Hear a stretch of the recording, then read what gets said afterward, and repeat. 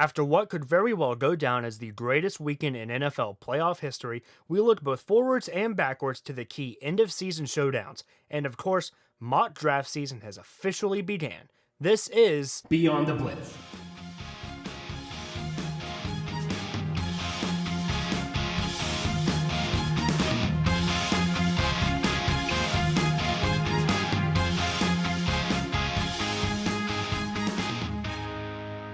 Good afternoon, morning, or evening, everybody. Blitz Crew back at it as always. Brandon Wells, Justin Rogers, and special guest today, we have a familiar face on set now, Ayinde Roberts. Hey guys, what's going on, man? It's good to be back. It's good to have you back, my guy. Ayinde used to be a regular on our show. We moved around a little bit, and what better way to kick off the new semester than have an old friendly face on the show? So, Ayinde, first thing we're going to do, quick rapid fire 10 questions going to be thrown at you from news and trendy topics going around the NFL right now. All right. So the first question I have for you, are you ready? Yep, let's do this. All right. Question number 1. Is the Patriots dynasty officially over? Yes and no. The Patriots dynasty as we know it is probably going to be over, but I don't think the Patriots dynasty as a whole will be over. I feel like the Patriots will be fine. If they move on from Brady, they'll be okay. What we know as the Patriots dynasty is not going to be the same as what we will see in the upcoming seasons. Sticking with the Patriots, bouncing off that, will Tom Brady return to the Patriots? And if not, who will he go to? He's definitely not returning to the Patriots. I think he's done so much for that franchise. He can wipe the slate clean, move on to newer pastures. As to where he's going to go, I don't know. I kind of would like to see him go to the Chargers. I think Phillip Rivers, he's done a lot for the team. I mean, hasn't gone to the playoffs a lot, so why not get a quarterback who has had 6 Super Bowls? So you're confident enough to say that he will definitely No, it's be not going a definite. somewhere? It's definitely not a Okay. definite. I would like to see it. I don't think he's going to, but I would like to see him go to the Chargers. Okay, going on to a powerhouse on the other side of the league. Was this Drew Brees' last chance to get another ring? Absolutely not. The Saints team was firing on all cylinders. It's just there was a lot of things that happened in that game against the Saints, which we'll talk about later, that just the Saints couldn't come back. I think this Drew Brees and the Saints will be fine. They'll go back to the playoffs, and I think if they're paired with another team, then maybe they'll go get their ring. Moving on out to the draft, Tua officially declared for the NFL draft. Is he a first-round pick? No. I think that while he played really well and in his team, I feel like with the injury, I feel like that's going to hinder a lot of people from wanting to draft him first. I think he'll go, if he's not first, he'll go early second. This is the 100th year of the NFL. What is your all-time favorite NFL memory? Oh, man. There are a lot. But if I have to pick my favorite memory, it has to be the Aaron Rodgers Hail Mary against the Detroit Lions. That throw, I did not think it was going to be caught. And then Richard Rodgers came out with the catch of his career. It was insane. I still have that moment replaying in my head every time I see that Packers team. It's just... that's where you see like, oh, Aaron Rodgers has something special and that team has something special. They just need to have everything together.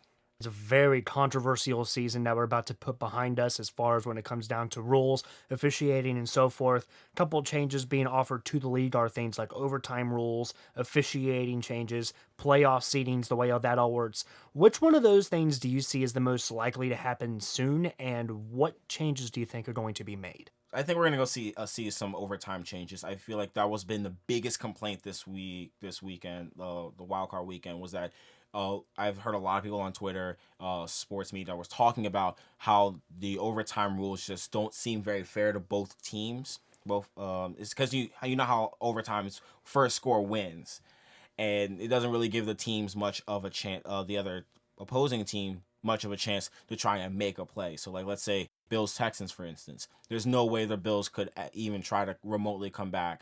If the Texans score, let's say they score a field goal, it would be 16, it would be 19-16, right? Mm-hmm. And then you would have the Bills wouldn't be able to get a chance to try either score a field goal to tie the game or to get a touchdown, which would have won them the game. Well, with the rules now, if the first team that scores gets a field goal that has a drive, then the other team has a chance to get a field goal.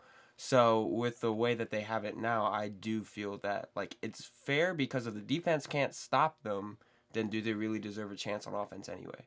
But I feel like that's the only change that I can see that actually happening soon. I feel like officiating and playoff seeding, especially playoff seeding, is going to take a lot longer to make any notable changes. For me, I think officiating is the number one thing we have to look at coming into the next season because this year was absolutely atrocious. The year before that wasn't any better. It's just getting worse and worse as time goes on. And just too many close games are decided by bad calls. And it's slowly destroying the league and a lot of the fun that many fans see along with it. Now, moving on, bouncing around everywhere, keep you on your toes, Ayinde. Derrick Henry single-handedly beat the Patriots. Is he the best running back currently in the league? And do you think he can repeat his performance against Baltimore? Did y'all hear that stat that they released during that game? In his high school career, 12,124 yards. Absolutely insane.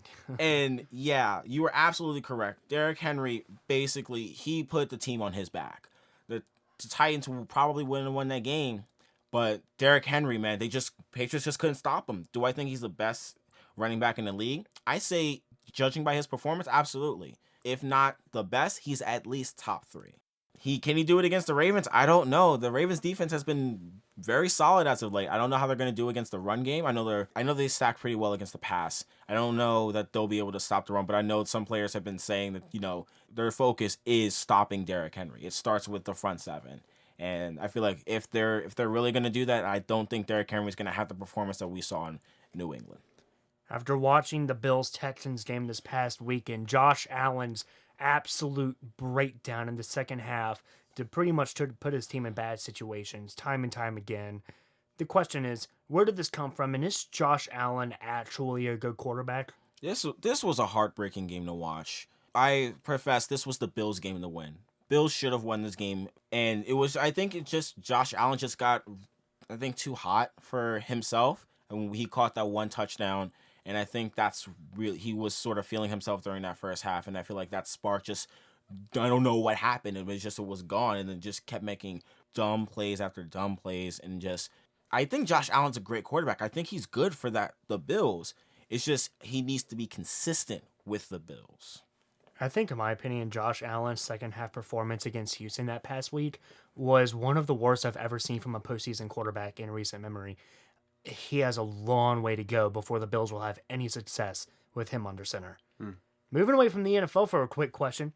LSU or Clemson, national championship? Oh my gosh, LSU easy. LSU easy. Yeah. The LSU offense is absolutely amazing. There's no way Clemson's going to stop that. I will say Trevor Lawrence is going to put up a fight in this game. I don't think LSU is going to win this game very easily, but I can definitely see them either getting a very early first quarter lead or pulling away in the fourth quarter. I could very well see in the next 5 years the argument of old Manning versus Brady is going to be Lawrence versus Burrow. How awesome would that be? I think that that's going to be a fun rivalry going to the NFL because I do think both of these young talents will succeed immensely in the National Football League. Finally, just a quick little question right here. Interesting little tidbit. Yes, this is real. State Medical Board of Ohio is considering a petition that could qualify being a Browns or Bengals fan as an official medical marijuana condition. What do you think of that? That's hilarious. I refuse to believe that this is real, except that it is. I think that it may be because the way the Cincinnati Bengals performed 2-14, that's abysmal. At least they're not the 0-16 Browns. And hey, Browns didn't have a great season. They put up some big wins. They got a big win against their division rival, the Ravens, who are, top of the AFC. I think this one is just coming from fans just really sick of having a terrible, terrible franchise and trying to be fans of a franchise that's not consistently producing winning records. Do I think this is over the top? Absolutely. Just like I think burning jerseys for a player leaving is over the top. I think it's a funny story, but I don't think it's going to go anywhere because it just seems silly to me. Ohio fans act like the Bengals and Browns is all they have. They have a lot of good franchises down there in Ohio. Ohio State's always one of the best competing champions in any sport. Yeah. Really, it's not a bad state, just maybe for NFL. It's a good overall football state when it comes to high school as well. So moving on now, Justin, I'm going to hand this over to you for our wild card round recap. let's go with this wild card round recap. Most likely the best wild card round weekend ever. Can you guys agree with me on Absolutely. that one? Easily. I mean, just the 2 overtime games alone for me show that this is a close weekend. Also, every single game was decided by at least 8 points.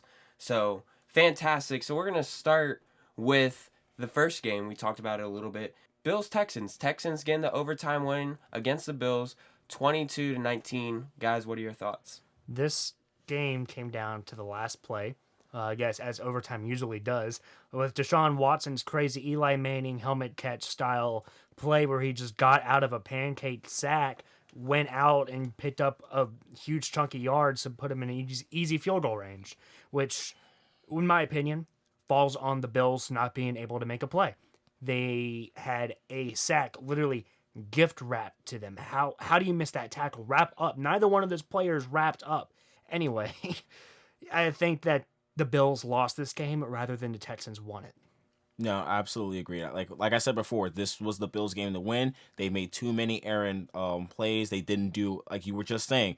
If you see you have a sack gift wrapped for you, and then you just completely miss it, and then you get Deshaun Watson gets right in good field position for a field goal. That's inexcusable. You have to be able to make those tackles, especially in crucial games like in overtime where the next score could win the game. I think for me, the last quarter of the game show you who your best players are. The first 3 quarters of the game, all I could hear is, where's J.J. Watt? Why isn't J.J. Watt playing well? J.J. Yeah. Watt's back. All I could hear is J.J. Watt, and I was like, please be quiet. I don't want to hear about J.J. Watt. And then he shows up in the most critical moments of the game. I think he got like a sack or a sack and a half for the team. He was dominant in that fourth quarter. I think he was definitely one of the players that changed the game for the Texans, getting that sack against Josh Allen. Even though he didn't play too well for the Bills, I definitely think J.J. Watt had a big deal to do with the Texans getting this win. And it says a lot when you think about the Titans the previous weekend when they got basically shown up by the Titans at home, and then they come back and getting a pretty dominant win. You call it dominant if you want, but the Bills really they screwed up so much that the Texans had every right to just go in there and win the game. And then speaking of the Titans, they went into Foxborough and got a 20-13 win against the Patriots. Does this show more about how good this Titans team is, or this Patriots dynasty possibly just falling apart? Or just at least having one of the worst seasons we've seen from the Patriots in a long time? I think it's a little bit of everything that you just said. I think that this Tennessee team is good. I've been saying it on and off all year long that if this team can compete on a consistent basis, they're one of the best teams in football. And finally, after going 9-7, almost missing the playoffs, they come up with one of the biggest upsets of the decade in the postseason. And finally, we're seeing some consistency, which has been missing from this team all season. And if they can ride this high, they might not lose. This is a team that could go all the way if they play on a consistent basis. If Derrick Henry is getting 20-plus touches a game, you know he's going to produce. I'm sorry, but it doesn't matter what you're doing. Eventually, this kid will break a big run. And that's the way the Titans are going to win ball games. And they did exactly what they needed to do against New England. And Mike Vrabel, what a job he's done down in Tennessee, rebuilding this team, making them compete, and Ryan Tannehill stepping up when and where he's needed as the starting quarterback for this team. Maybe we could have another Nick Foles situation on our hands. I don't know, but I kind of like this Tennessee team. One name, Brett Kern, had the play of the game with a punt at the 1 yard line. Like that all, and it, like you were saying, it was both. The Titans are being a really good team. Again, we talked about Derrick Henry. Dude's unstoppable. He is nigh untouchable. But you also, the Patriots, this has been one of, if not the weakest Patriots team that we've ever seen. Yeah. Tom Brady is throwing balls and receivers are not making catches. Julian Edelman isn't making catches. I think it's Neil Harry. Like, you had a couple of great throws that could have gotten you into, if not good field position for a field goal, or get you into a position to where you guys could score a touchdown. You could just hand the ball off to Michelle or James White. But no, you dropped those passes. So, and the defense, while it's good, secondary is really good. Front seven, not anything you can write home about. So it's sort of a mix of both, but I do put more on the Titans. Titans team has been really, really good. I think the Titans out Bill Belichick with Mike Vrabel, a former Patriots player, coming into Foxborough and beating him the way that Bill Belichick did. That series, when he was intentionally having his players false start so that the clock would stop and then would start again. And I thought that sequence was just hilarious. Went Yeah. back and forth so they wouldn't call timeouts or false starting and being offsides on purpose. I thought that was hilarious. But it just shows the players and the coaches that were under Bill Belichick, they are learning from him and they are growing from him and they're starting to beat him. I think out of his last like 10 or 11 losses, more than half of them have been to former coaches that were underneath him. So I think that's probably the biggest reason why the Titans got this win. And now we move on to the NFC. Vikings getting an upset win over the Saints, 26-20 in overtime. What are you guys' thoughts? If you are the Green Bay Packers, you are smiling in the Vikings' general direction. Vikings just played really good football. Stephon Diggs coming in extremely clutch in the last bit of the game. And then Kyle Rudolph just getting that snag in overtime to send the Vikings once again beating the Saints. My game of the weekend. Easily the best game of the weekend, I think. I think it was a much better performance from both teams than the Bills-Texans, the other overtime game was. Both teams looked like they belonged where they were. And I was telling you guys before we started recording, this Saints-Vikings matchup is almost like a rivalry. Every time these two teams meet up in the postseason, we get something crazy. This year we had overtime. The year before that, when they played, there was the Minneapolis Miracle. Before that, it was Bounty Gate. It's always something very interesting that happens with these two teams. It's always a close game. Both teams always play well. I mean, no one on this team of New Orleans played bad necessarily. Taysom Hill stepped up. It's just the Vikings came out to play. And that day, the Vikings were the better team, and they earned that win. And Kirk Cousins finally earning his paycheck. Yeah, finally proving to the world he can win the big games when he needs to win those games. Yeah, that Vikings defense stepped up. That Vikings defense looked like the way it did when they went to the NFC Championship 2 years ago. I could definitely see them making a run. The way that Kirk Cousins is playing right now, he's earning that contract. Definitely earning that contract. And then we have the last game of Wild Card Weekend. The Seahawks going into Philly and getting a 17-9 win with Carson Wentz being on the sideline again because of an injury. What do you guys think? That hit, I feel like that was a dirty hit from Jadeveon Clowney. Easily. Yeah. That he should at least get fined for that hit. Besides that, Josh McCown coming in, he didn't put up like crazy numbers, but I think he did really well with what he was given. But at the end of the day, Seahawks they came out to play. They played a lot better. Running game was practically non-existent. I like how we all talked about Marshawn Lynch coming in to the Seahawks, coming out of retirement, and we're like, oh man, Marshawn Lynch is going to be crazy. And he got 6 yards that game, and 5 of those yards was his touchdown. That's kind of like not what we expected to come out of Marshawn Lynch. But at the end of the day, when you got guys like Russell Wilson, then do you really need like stellar running? I don't know. I think that's about what I expected out of Marshawn Lynch. I didn't expect him to come back from will he retire, will he, won't he, keeps doing it on and off. Like, I didn't expect a crazy performance out of him. He's not who he used to be. We're not going to see a Beastquake Part 3. No. He's not who he used to be. I don't expect him to really produce for this team. Neither do I think the Seahawks do. I think he's just there for depth and for leadership. He's a goal line back, though, for that team. Yes, and Absolutely. as far as Philadelphia goes, people are like, well, why did they put McCown in instead of Suffield? Like, Suffield isn't bad, but McCown has experience. When it comes to playoffs, experience is everything. Right. McCown may not be the best, but he is a very experienced quarterback. He's been in the league a very long time. So that's also the way Philadelphia started to look at things. Yeah. They just weren't the team that they needed to be this year. They probably shouldn't have even really been there. We mentioned playoff seeding changes earlier in this podcast. This was an expected win for Seattle. I expected a bigger win, but this was just another decent game as far as one of the best playoff rounds we've seen in a very long time. It was still a 1-point game, and you were still, even in the last second, could Philadelphia possibly do this? And, Seahawks won. Yeah. Seahawks got the win. Russell Wilson played fantastic. I think him and DK Metcalf both put the Seahawks on their back. But I have to give it to Josh McCown. He played a fantastic game. He played his heart out for that team. I saw something where he was crying in the locker room because of how well he played and how much he wanted that team to win. He never played in a playoff game before this game. Yeah, this was it's the first time he's ever played in the playoffs. This And is for Really? just yes, and That's just for impressive coming stuff. in and playing the way he did, and he ran for like 10 or 15 yards in this game. He had like a 12-yard run for like a 37-year-old guy. That shows that he wanted to win, even though they didn't win this game. Like Josh McCown, I have to commend you for the performance you had in this game. So now we're going to move over to hot takes with my man Brandon. All right, everybody, it's time for hot takes. Coaching carousel has been going round and round as a lot of teams have finished their season for good.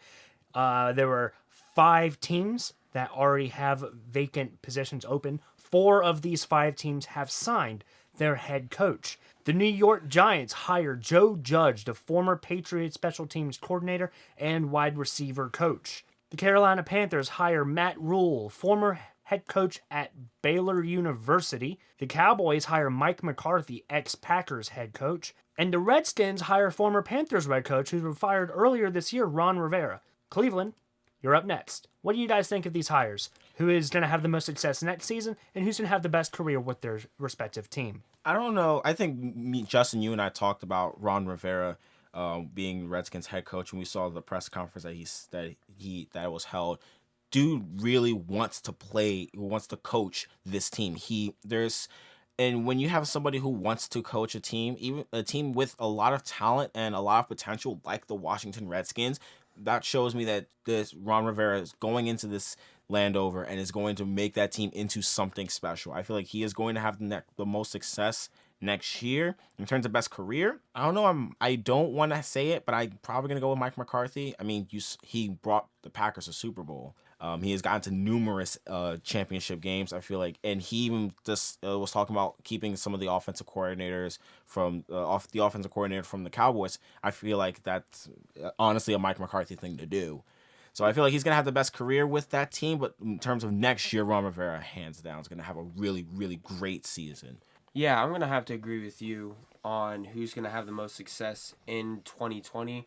It has to be Ron Rivera. The fact that you spent a day with Joe Gibbs going through the Redskins organization, and in his press conference, he seemed excited. He was saying that this is going to be basically a player-first organization, that he's going to focus on the players, and it just seems like he's really into this team. He said he analyzed this roster and he liked it. If you analyze the Redskins roster, which has talent but is really depleted at some areas, and you say you like it, there must be something that we don't see that he sees. So I feel like he's going to have a lot of influence with who they pick at GM, which is going to have a lot of influence with who they get with the second overall pick in the draft, which we will discuss towards the end of this podcast. But who they'll get with the second overall pick in the draft, who they'll get in free agency, he's going to have a hand in this team. And because of that, I think they will have the most success in 2020. Overall, I think Matt Rule with the Panthers is probably going to have the greatest career. If you look at his stats with the college teams he's been with, starting with Temple, he started 2-10 and then went 6-6, 10-4, and then 10-3. With Baylor, goes 1-11, 7-6, 11-3. The Panthers already said it's going to be a process. I don't see the Panthers winning more than 5 or 6 games this season. 2 or 3 years from now, I see them going to the playoffs most likely. When the Saints might be out of the picture because Drew Brees retires, I can possibly see the Panthers rising up as the NFC South champion, possibly because of the way that Matt Rule runs his teams. They go from worst to first in a matter of 2 to 3 years. So I can just see him being one of those coaches that allows this Panthers team with a new owner to do whatever it needs to do to get the win. And whether that's getting rid of Cam Newton or keeping him, that's just something we'll have to see. Panthers have a lot of holes, and Matt Rule is going to need a long time and a lot of patience from his front office to keep him in the position he needs, to build the team he needs. I agree with a lot of the things you said. It's going to all depend on how patient the Panthers are willing to wait. Yes. As far as when a team hires a former already NFL head coach, a lot of the times I'm kind of skeptical about it because a lot of the times it doesn't work out. If you're a head coach and you fire from a team, you are fired for a reason. Yes, Mike McCarthy won a Super Bowl, but was it really him or Rodgers? Because they had that same team for a while, and they were making some boneheaded decisions and moves and plays and whatever. And a lot of the Green Bay issues came from Mike McCarthy. I think he's a fine coach. I think out of all of these coaches, he will have the most success in 2020 because out of these teams, Cowboys are the most complete. However, I don't think he's ever going to take this team to a championship. I think it's just going to be another dead end, regular 9-7 type season. I think Ron Rivera, like you said, he wants to be there. I still think he is a good head coach. I think Carolina may have made a mistake in firing Ron Rivera. So that's what I said kind of switches itself. And that's because Ron Rivera wasn't ready to be fired. Yeah. Carolina has a lot of issues, like I was saying. Matt Rule's going to need a long time to fix it. Ron Rivera wasn't receiving the support he needed to fix the problems. And I think that Washington is on a team that has a lot of young talent that hasn't been utilized. And Ron Rivera knows exactly how to utilize these talents. And if Jordan Reed can stay healthy, we know Ron Rivera likes his tight ends. As far as Cleveland goes, I think they're going to hire someone completely out of left field. I don't think we're going to be able to predict who they hire because I think it's going to be a mistake. Because that's what Cleveland does. They make bad decisions. I think I can definitely predict. And it depends where they want to go. If they want to go defense and say, all right, defense wins championships, we're going with defense, you have to go with Robert Saleh from the 49ers. I just love his enthusiasm and energy on the sideline. And I can just tell he loves his team. I would love to see him go there. But if they really want to develop Baker Mayfield, you have to have Josh McDaniels as your coach, in my opinion. And also the fact that he said when he was a kid, he grew up in the Cleveland area. His dream was to become the Cleveland Browns coach. If you actually want to be the Browns coach, I think it would be a good fit for him. Now, will it work out? I don't know. But I just think one of those two coaches would work out for the Browns. I feel like Josh McDaniels is going to be the one that I would personally move towards. I feel like the Browns feel like they've really spent a lot of like getting Odell Beckham Jr. You want to develop the offense. You want to, and I feel like putting Josh McDaniels, who was New England Patriots offensive coordinator, I feel like that would do wonders for that team. I don't think they're going to be super good. I don't think they're going to be anywhere close to trying to compete in that division, especially the way the Ravens are playing. And if they continue that streak, then who knows? But I think Josh McDaniels is the other one. I do like what you said earlier about if you're defensive minded, then yeah, I would agree with that too. Josh McDaniels is definitely the most obvious, but he's not leaving New England. I'm sorry. When Belichick retires, McDaniels is that guy. He's turned down head coaching jobs before, and he'll do it again. He doesn't want to leave New England. He likes where he is. So, as much as Cleveland might want that, I don't see him ever leaving New England. Also, what you said about Cleveland hiring someone from left field. The Giants hiring Joe Judge. Yeah. Who is Joe Judge? And it was interesting, like, looking at, like, shows like Good Morning Football and, like, stuff on NFL Network. It's interesting to see who Joe Judge is. He was a former player, I think, at Mississippi State. Then was a kindergarten teacher for PE at one point. And then comes out of that, gets a job at a no-name D3 school. Then comes from that, and he coaches under Nick Saban. And then after that, gets a call from Bill Belichick.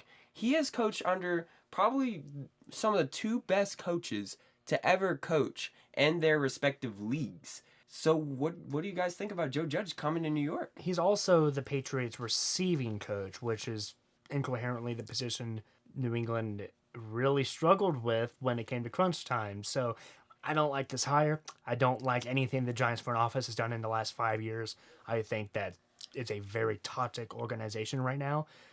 Yeah, I don't like this one. I remember reading the Giants were having talks against Jason Garrett, and yeah, While I'm glad that they didn't get Jason Garrett, Coach Clapp, Joe Judge, I think is going to be okay. Again, like you were saying, being a wide receiver coach for a Patriots team that has problems at the receiving core, that sort of doesn't look good. But I feel like he'll be okay. Now we're going to move on to predicting the divisional round. We just said, what an amazing wild card round. Let's see if the divisional round will be similar. So first game we got the Vikings visiting San Francisco. Who wins this game? Give me the 49ers. Minnesota's had its luck. I think it's about to run out. I like this Minnesota team, but I like this 49ers team even more. Yeah, I feel like the 49ers are a lot stronger team than the Vikings. As much as I would love the Vikings to come into Levi Stadium and get the win, I don't think they're going to. I'm going to have the 49ers win it.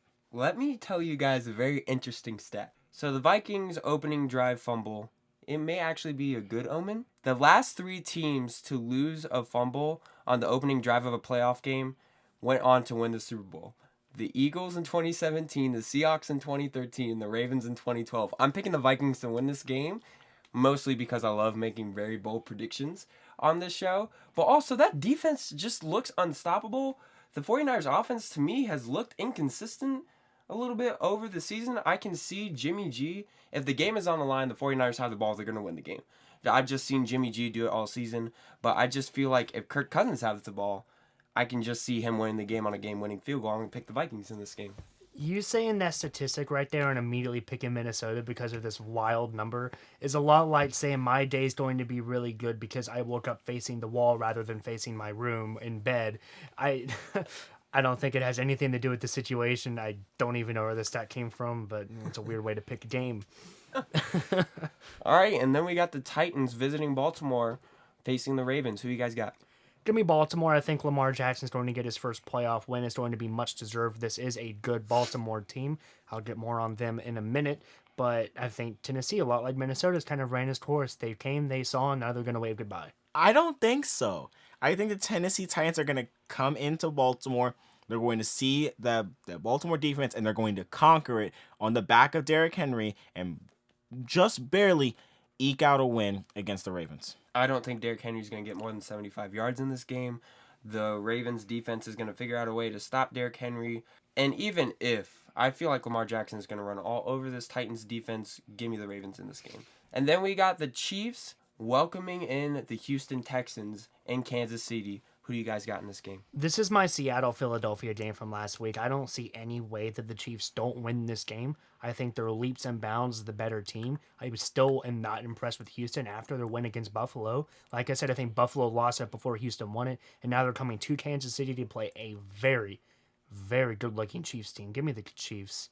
Yeah, I'm going to take the Chiefs, even though haven't been like the biggest fan of the Chiefs defense, as up until they played the Chicago Bears. Then I was sold. I was sold on the Chiefs defense. I was like, this defense is going to be solid. They're going to be great in the playoffs, and they're going to come in and they're going to beat the Texans. It's not hard to make your defense look good when you're going up against Mitch Trubisky, though. Hey. Yeah, and this one I'm definitely going to have to pick the Chiefs too. The Texans, I think, are like the Titans where they're very inconsistent at times, and I just feel like this Chiefs defense can shut down Deshaun Watson, and when you do that, the game's usually over. And then we have the Packers in Lambeau against the Seattle Seahawks. Who you guys got? Green Bay has been my Super Bowl pick now for about half of the season. So I'm going to stick with it. Give me Green Bay. Talk about interesting statistics. Under Russell Wilson, the Seattle Seahawks have been winless in Lambeau Field. Green Bay Packers have won every single game in Lambeau against the Seattle Seahawks, and I think they're going to do it again. Give me Green Bay. Was one of those games ever a playoff game? No, we're not. Interesting. I think the playoffs are always different, but I feel like because the Seahawks won't have a run game, that's the reason they're going to lose this game. I feel like also with that pass rush that the Packers have, I think they have one of the best pass rushes in the NFL. And they're going to get to Russell Wilson. They're going to make him uncomfortable. He's going to throw a couple of interceptions, some turnovers. Really going to hurt the Seahawks in this game. I'm going to pick the Packers in this one. All right, real quick. So we pretty much picked our AFC and NFC championships. Who wins those games, and then who wins the Super Bowl? Quick, Brandon. Packers over 49ers. Chiefs over Ravens. Packers over Chiefs. I'm going to agree with you. Packers over 49ers. They're going to get the revenge game. Chiefs over Ravens, and then Packers are going to beat the Chiefs. I will love that rematch. Wow. We're all three going to have the same Super Bowl. I'm going to have the Packers over the Vikings, Chiefs over Ravens. But I'm going to pick the Chiefs to win the Super Bowl. I'm going to have the Chiefs. But you know what's interesting? It's the 100th year of the NFL, and what was the first ever Super Bowl? Chiefs-Packers. Wouldn't that be awesome? And who won that game? Okay, the Packers won that game, but still. Like, wouldn't that be awesome to end the 100th year of the NFL with the first ever Super Bowl matchup again? Oh, that'd be great. You ever think that teams ever have that in mind when they're going, like teams like the Chiefs and Packers who've had history? They're like, oh, you want to play so that way you have that sort of history that brings hype to the Super Bowl. I don't think that's really like the first thing on their mind. I No, think that's not obviously not the first thing, but that Right. has to be going through your head, right? I think Packers Chiefs would bring in views. Yes. I would definitely watch that game. Well, of course, I'm going to watch the game no matter what, Right. but that would be a great game. I'd love to see it. So now we're moving on to our last and final segment. It's time for way too early predictions. Today we're going to look over who are the top 5 draft picks in 2020. So we're going to look at the Bengals, Redskins, Lions, Giants, and Dolphins in that order. Top 5 draft picks. Who's getting drafted and who's going where? Justin, you want to go first, buddy? Yeah, give me this. So I will say this. This is way too early predictions. I feel like there's lots that's going to happen between the combine and different things that have happened. Like we've just seen before where like literally days before the draft, something comes out of Twitter or something, and then a player drops 5 spots. But this is just what we have right now. So obviously, I think we all probably have the consensus of number 1 overall pick. It's going to be Joe Burrow, unless the Bengals somehow find something on him. I just don't see him not being the first overall pick. Redskins, you have to pick the best player in the draft, in my opinion, Chase Young. That's just going to bolster your defense. That's not a big need, but that'll make them probably having one of the best front fours. You got to follow the 49ers and what they did. They drafted defensive linemen with their top 5 picks every year, and now they have one of the best front fours in the NFL. Yep. Just follow their lead. Number 3 is the Lions. Now, when it comes to number 3 through number 5, Brandon, you said earlier, each team is probably going to get who they want. But I just don't know who that is right now. So right now with the Lions, I think they need secondary help. I'm going to pick Isaiah Simmons out of Clemson, the safety. Then the Giants, I just love AJ Espenza. I think when they lost Olivier Vernon, they lost everything. And I think that was the same when they lost Jason Pierre-Paul. They need a pass rusher. They have to pick an edge rusher with this one. So they're going to pick the edge out of Iowa. And then the Dolphins, I think they got rid of Laramie Tunsil. I think they need a new offensive tackle. I would pick Andrew Thomas here. Don't reach for a quarterback yet because you have 2 more picks left in this first round. I think you could get a guy like Tua with one of your last picks in the first round. So that's my top 5 pick. All right, so my top 5. Justin, I'm gonna agree with you with your top 2 picks. I think Joe Burrow and Chase Young they're basically locked in for the 1 and 2. So for the third with the Detroit Lions, I see why you would choose. You said Isaiah Simmons, right? Mm-hmm. Yeah, I kind of understand that Lions need a lot of help in the secondary. I also wouldn't be opposed to Grant Delpit, maybe out of LSU. The New York Giants don't need a receiver, so yeah, I agree. AJ Espenza, I think, might be pretty decent. But honestly, for the Miami Dolphins, this is where I would take a receiver, and I would take Jerry Jeudy. Receiver in the top 5, I think that's always dangerous. A lot of good receivers deep into the draft. Yeah, also they just re-signed Devontae Parker too. So You also want to give Devontae Parker some help. You don't want to just have you don't want to have to just rely on him because we saw what happened in Green Bay when that happened. Well, that's true. It's always about best available too. For receivers, the best available. What's this about the Giants not needing a receiver, though? Who do they have?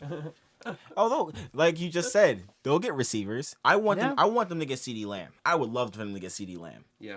but I don't think he's gonna go first round. I'm going to agree with you guys. Burrow, Young, 1, 2. I think that Cincinnati should take Chase Young. I'm a very firm believer. I said it a lot last year with the Kyler Murray, Nick Bosa argument. Yeah. I think that Chase Young is the best player in the draft. You have to take the best player of the draft with your number 1 pick. If you put Joe Burrow, no matter how good he is in Cincinnati, he won't succeed.